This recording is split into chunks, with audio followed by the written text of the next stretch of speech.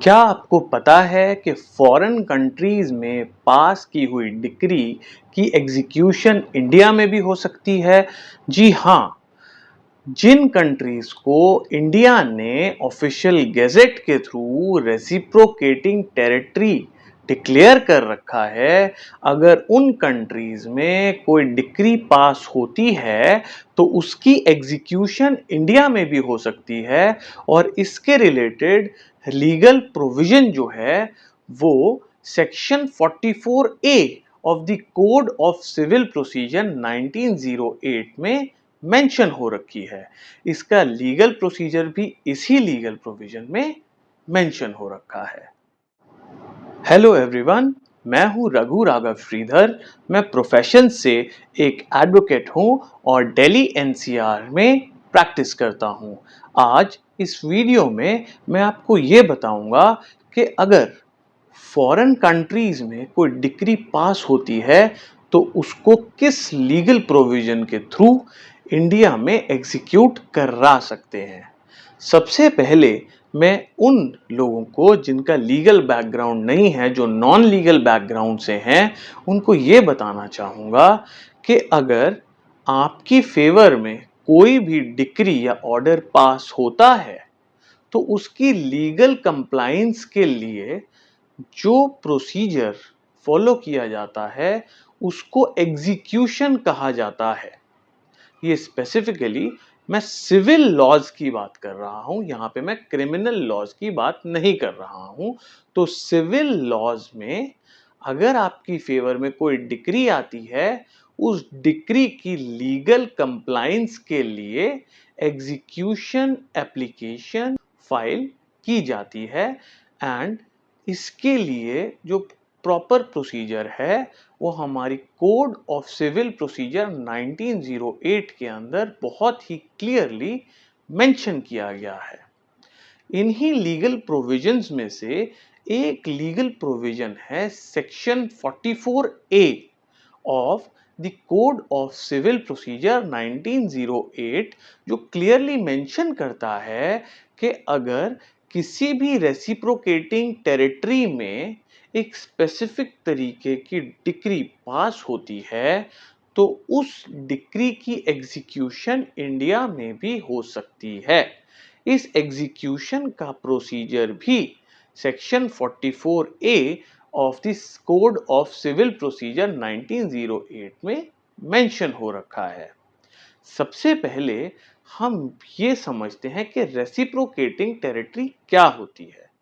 India के बाहर कुछ ऐसी कंट्रीज जिनको इंडिया ने ऑफिशियल गेजेट के थ्रू रेसिप्रोकेटिंग टेरिटरी डिक्लेयर कर दिया है, इन टेरिटरीज को रेसिप्रोकेटिंग टेरिटरीज कहा जाता है।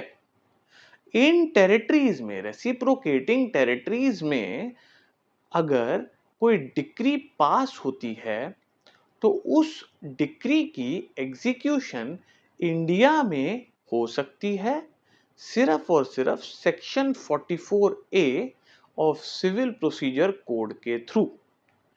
सेक्शन 44A क्या है, इसको जानने के लिए सबसे पहले हम एक बेसिक रीडिंग कर लेते हैं। सेक्शन 44A का टाइटल है execution of decrease passed by the courts in reciprocating territory. Section 44A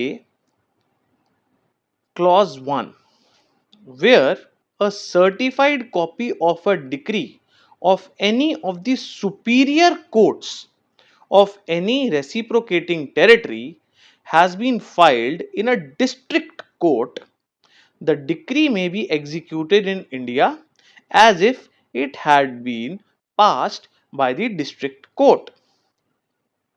Clause 2, together with the certified copy of the decree shall be filed a certificate from such superior court stating that the extent, if any, to which the decree has been satisfied or adjusted, and such certificate shall, for the purposes of proceedings under this section be conclusive proof of extent of such satisfaction or adjustment.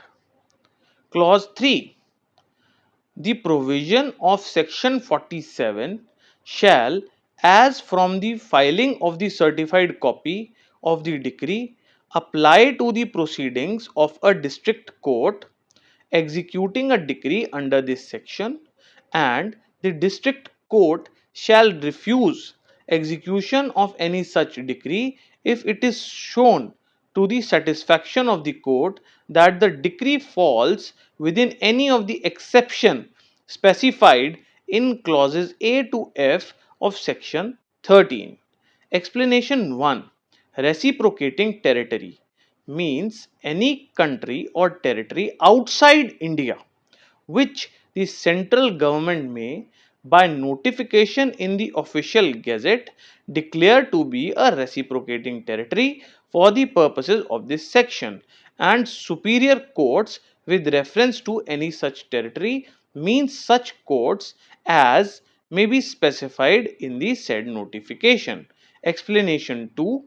Decree with reference to a superior court means any decree or judgment of such court under which a sum of money is payable, not being a sum payable in respect of taxes or other charges of a like nature, or in respect of fine or other penalty, but shall in no case include an arbitration award, even if such an award is enforceable as a decree or judgment.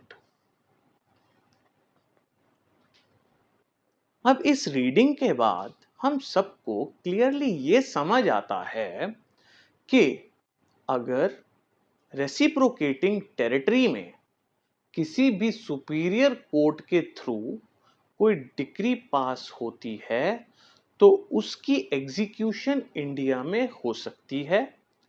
उसकी execution के लिए उस superior court की certified copy की जरूरत होगी। उस certified copy के साथ वही सुपीरियर कोर्ट से एक स्पेसिफिक सर्टिफिकेट मिलेगा जिसके अंदर अगर जो अमाउंट है उसमें से कुछ सेटलमेंट हो रखी है या कोई एडजस्टमेंट हो रखी है तो सारा कुछ उस सर्टिफिकेट में मेंशन होगा। एंड फिर उसके बाद इस एग्जीक्यूशन पिटिशन को इंडिया के डिस्ट्रिक्ट कोर्ट में फाइल किया जाएगा। एंड जो इंडिया के डिस्ट्रिक्ट कोर्ट हैं वो इसको इसी तरीके से डील करेंगे जैसे यहां के डिस्ट्रिक्ट कोर्ट ने वो डिक्री पास की हो। To be specific, reciprocating territories सिर्फ और सिर्फ वो टेरिटरीज हैं जो इस सेक्शन के तहत सेंट्रल गवर्नमेंट नोटिफाई करती हैं थ्रू द ऑफिशियल गैजेट और डिक्लेयर करती हैं उन टेरिटरीज को या उन कंट्रीज को जो आउटसाइड इंडिया हैं एज रेसिप्रोकेटिंग टेरिटरीज। और सुपीरियर कोर्ट की भी जो डिटेल है वो उस सेम नोटिफिकेशन में ही मेंशन होती है। जो डिक्री है, टू बी मोर स्पेसिफिक, जो डिक्री है वो सिर्फ और सिर्फ मनी रिलेटेड मैटर्स की होती है। इसके अंदर आर्बिट्रेशन अवार्ड्स नहीं होते, टैक्स या पेनल्टीज की डिक्रीज नहीं होती। सिर्फ और सिर्फ मनी मैटर्स की decree other than penalties and taxes and arbitration awards को ही इसके अंदर लिया जा सकता है। तो अभी एक जिस्ट में मैं आपको ये बता देता हूं, रेसिप्रोकेटिंग टेरिटरीज जो कि फॉरेन कंट्रीज हैं, जो कि आउटसाइड इंडिया हैं, उन कंट्रीज में, उन टेरिटरीज में अगर कोई मनी रिलेटेड डिक्री पास होती है जो कि टैक्स या पेनल्टी या आर्बिट्रेशन अवार्ड से अलग है, जो एक मनी रिलेटेड मैटर की डिक्री है, उसकी एग्जीक्यूशन इंडिया में भी हो सकती है। इन रेसिप्रोकेटिंग टेरिटरी और सुपीरियर कोर्ट की डेफिनेशन जो है वो सेंट्रल गवर्नमेंट ऑफिशियल गैजेट के थ्रू रिलीज करते हैं सेक्शन 44A से रिलेटेड। इस एग्जीक्यूशन पिटीशन को फाइल करने के लिए सुपीरियर कोर्ट के थ्रू एक सर्टिफाइड कॉपी चाहिए होगी डिक्री की, साथ ही साथ एक सर्टिफिकेट चाहिए होगा इनके साथ जो सुपीरियर कोर्ट इशू करेगा। उस सर्टिफिकेट के अंदर क्लियरली मेंशन्ड होगा कि अगर कोई भी उस मनी रिलेटेड डिक्री में से कोई भी अमाउंट अगर सेटल हो चुका है या एडजस्ट हो चुका है तो वो स्पेसिफिकली उस सर्टिफिकेट में मेंशन होगा और उस डिक्री को और सर्टिफिकेट को एग्जीक्यूशन पिटीशन या एप्लीकेशन में लगाया जाएगा और जो डिस्ट्रिक्ट कोर्ट है उसमें फाइल किया जाएगा। डिस्ट्रिक्ट कोर्ट इस डिक्री और एग्जीक्यूशन पिटीशन को सर्टिफिकेट को उसी तरीके से हैंडल करेंगे, उसी तरीके से इसको प्रोसीड करेंगे जिस तरीके से इंडिया के डिस्ट्रिक्ट कोर्ट से वो डिक्री पास हुई हो। जो भी इंफॉर्मेशन मैंने आपको इस वीडियो में दी है, अगर वो आपको किसी भी तरीके से इंफॉर्मेटिव लगे या वो आपके लिए यूजफुल हो तो kindly like, share and subscribe. Thank you.